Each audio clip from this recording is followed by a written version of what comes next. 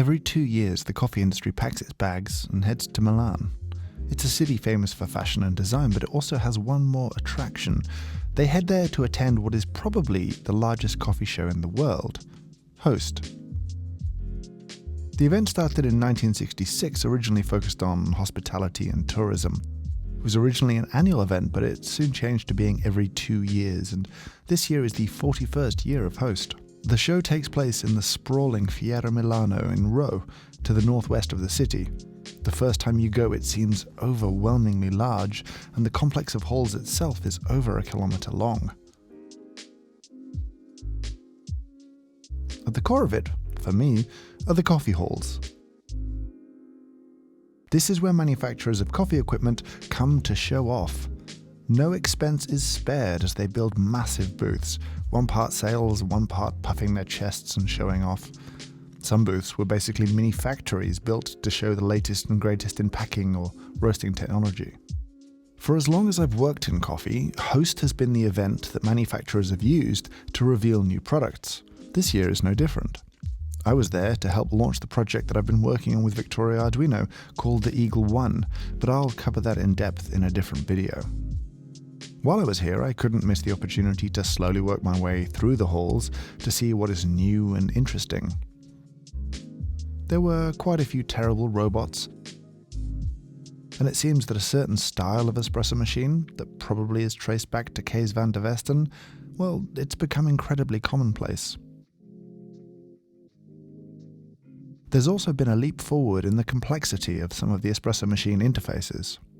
That aside, there were a few interesting things. Caramali had an induction-powered espresso machine that didn't have a traditional boiler in it. Right now it's just kind of a proof of concept, a technology rather than a product, but it will be interesting to see what they do with it in the future.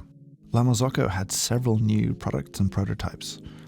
Their new Swan grinder generated quite a lot of attention. It was notable because you control the number of rotations of the burr to set your dose, and they'd also come up with an interesting way of deionizing coffee particles to get rid of the problems that static cause as coffee leaves the burrs. Their new Swift Mini grinder for home was interesting. The Swift Mini had a neat little approach to grinding filter coffee where you moved the top half of the grinder to have it miss the part that has the impeller that doses and tamps for you. Malkönig also had a few new grinders, including a new grind by weight grinder and a bigger grinder that seems aimed to compete directly with Matz's Roba. There weren't a lot of domestic products launched at the show because it just isn't that kind of show. There were a few things that might pop up in future videos in the near future. There was one more key highlight of my trip to Milan, and that was getting to see the new Starbucks Reserve Roastery. I'll tell you about that experience right after I tell you about this video's sponsor, which is Squarespace. Whenever I need to build a website, buy a domain, I use Squarespace. Whether it's a website to showcase the World Atlas of Coffee, or a portfolio for me to share what it is that I do for a living, Squarespace is fantastic software to build that website with. Their fantastic templates cover a whole range of needs that you might have for a website. It might be like me that you're showcasing a portfolio, but it might be that you want to build a website for your cafe or your restaurant.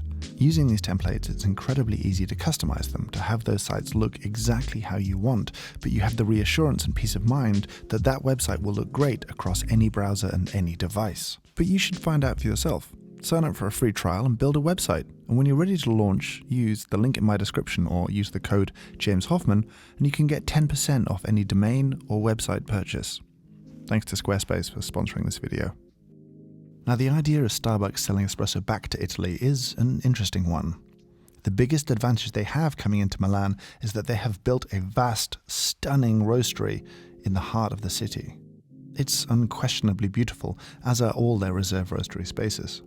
This was the first Reserve store that I'd seen though, where I'd noticed the focus was shifted away from really any kind of takeaway coffee.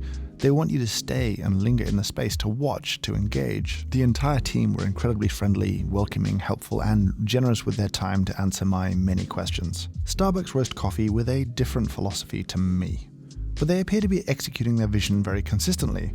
It wasn't just tourists that I heard in the space either. I heard a lot of Italian being spoken, especially from the people talking to the roasters as they worked. As I said, I'll be sharing more about the Eagle One project that brought me to Milan in the first place, but for now, I'll say thank you so much for watching, and I hope you have a great day.